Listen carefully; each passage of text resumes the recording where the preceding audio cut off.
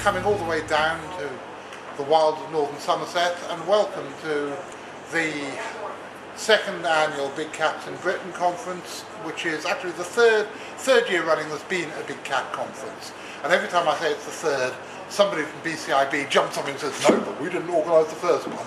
Well, I don't give a damn. With 3 marches in a row, we've had people come to different parts of the country to talk about cats, which to me is a pretty groovy way of spending the second weekend in March. And I would lay money on whoever will organise it next year, second weekend in March, will be somewhere else in the country talking about big cats, which to me is quite a cool thing to do. For those of you who don't know, my name's John Downs. I'm the director of an organisation called the Centre for Fortean Zoology. And together with various other people, us scattered around the room, we go off to various parts of the world investigating mystery animals. But it would be very stupid indeed to spend all the money and all the time and all the effort we do going to Guyana and Gambia and Sumatra and Mongolia and all the other places we've been, but to ignore a very real mystery animal on our own doorstep. A fairly irritating person from the local television news came to me earlier and said, "Do you believe in big cats then? Is that why you're here?" And I said, "No, dear boy, I don't believe in big cats. I know there are big cats out there because I've seen one. And I could identify the species as well as I could identify any of these birds flying around my head here in the tropical zone." Then this finch that I have no idea what it was flew past my head. And I was thinking, Christ, I hope he's not going to say, well, what was that one then? Because I have no idea. What is the yellow thing with the black speckles? The yellow thing with the black speckles? Yeah. How big? Well, it's bird size, you know. Sparrow size? Yeah. It's black-headed weaver. Thank you very much, Mr. Miser. Well, the first year we were in a pub called something or other, I can't remember what it was called, in a village called Marston Trustle. It's in the middle of nowhere, and I have no idea how we got there, and I still can't remember if it's Leicestershire, Lincolnshire, or any other bloody shire. It was last year we were in a pub in the back streets of Hull, which was an enlightening experience. And this year we are the guests of my dear friend Chris Moiser, Jane, who's gone off to do her own thing, and this is really blowing my own trumpet, my beautiful wife Karina, who the three of them between them own this fantastic little zoo. I just want to thank, before we go in, on behalf of all of us, thank you to the three of you for opening up house to all of us and letting us just come and take the place over for the weekend. Thanks also to Jamie, who is going to be attacked with my walking stick if I don't get my cheeseburger. Thank you very much, dear boy. You wouldn't, because I'm a bit like a sort of elderly Siberian tiger if we're talking about big cats. I'm a mean son of a bitch, but scratch me between the ears, and I do sometimes purr. And the best way to make me purr is to give me a cheeseburger. This weekend was actually organised by Mark Fraser, who I think all of you know, and I think all of you know is sadly unable to be with us. He's hurt his back. I've heard various descriptions. Somebody said he had lumbago, someone else said he had a slip disc. Somebody else said that he'd actually been abducted by four foot tall monkey creatures from the planet Zov. I didn't actually believe that one. But Mark was unable to be with us, and the trouble is Mark's organised some of this weekend. So, as actually happened at the first one at Marston Trustle, I'm winging it.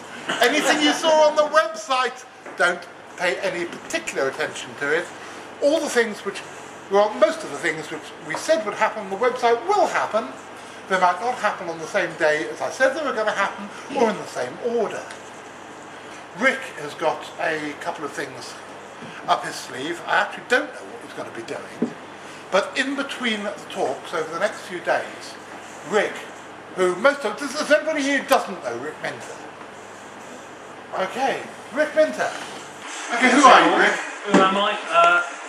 Well, you can read my thoughts on big cats in the latest yearbook, and one of the things I edit Ecos magazine, which is all about wildlife and how to place animals and different attitudes and values that people have about wildlife and environment, and I even facilitate meetings and chair meetings from time to time like about twice a week professionally, so I'm very used to conjuring up exercises for people to sort of do things together and learn together and share experiences. So we'll get some of that from me over this weekend.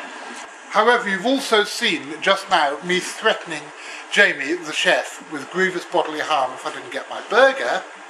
I've also threatened him with grievous bodily harm if the exercises this evening at least ain't fun.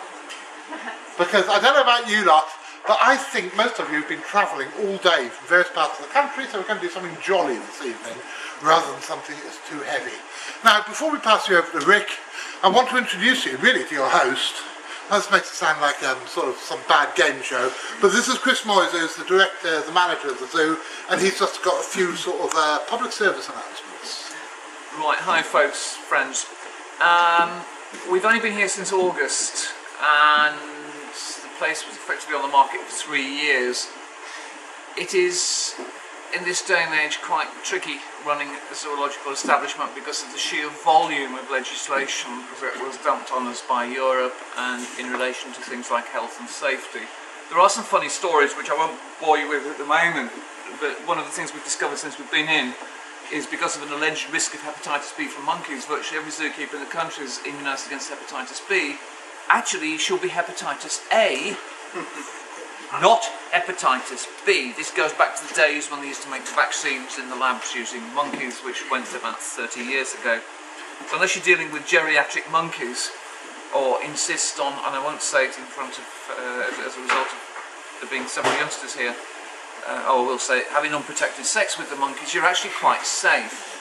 And most people, in fact, even with hepatitis A, will probably get it from the salad on a holiday in Southern Europe rather than from working with monkeys anyway.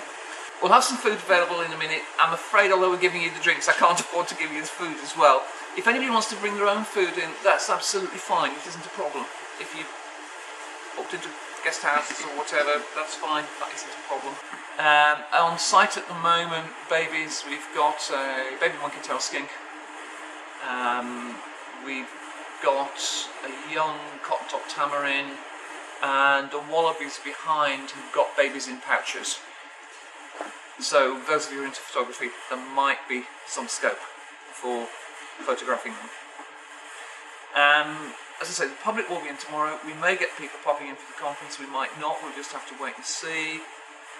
We have a range of things available in the shop, chocolate things if you get the munchies in between.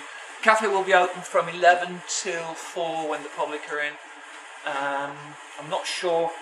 I think it depends on whether we can keep Jamie awake, whether there'll be anything available tomorrow night. But we'll let you know that during the day, as and when things proceed.